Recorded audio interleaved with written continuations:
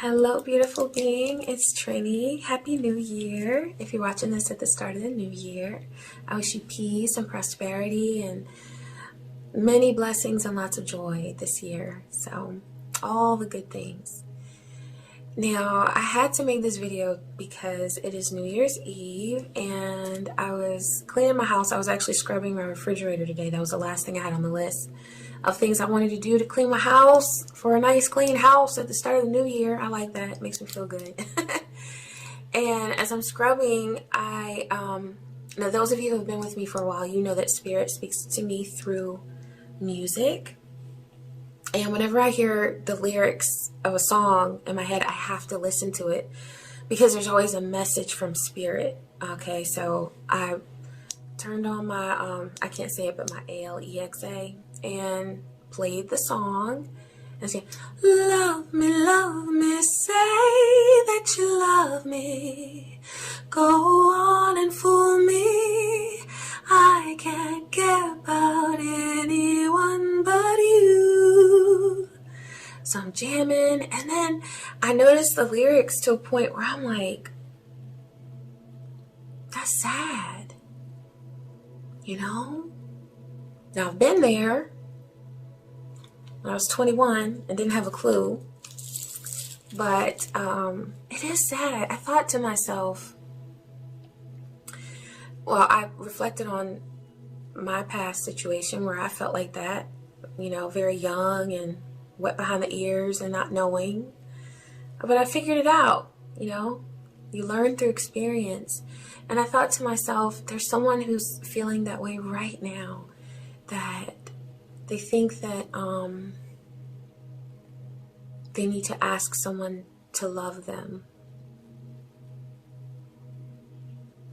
And we associate love and our connections with others so much with our own personal sense of self-esteem and our self-confidence and our insecurities that when it doesn't work out, when it's not, when the energy that we give is not reciprocated, we have two options, right? We can either stay in it and deny ourselves of the right to respect and to reciprocity, or we can get out, and then it's a different kind of pain.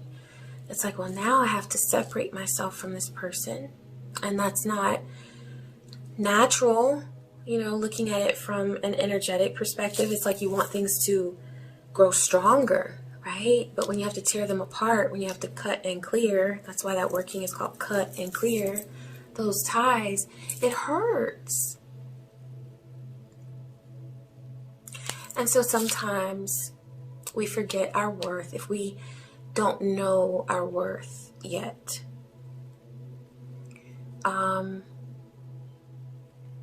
How can you appreciate what you don't know? If you don't know what you're worth, then how can you expect a certain level of respect from someone? Because you're not aware at that point in time that you deserve that and that you shouldn't have to ask someone for it. You have already earned it just by being you. And what you give should be reciprocated to you. And it doesn't have to be in the same way. It could be that that person gives you security and you give them emotional support. You know, we have different love languages, different ways of, you know, supporting one another and showing our love to one another.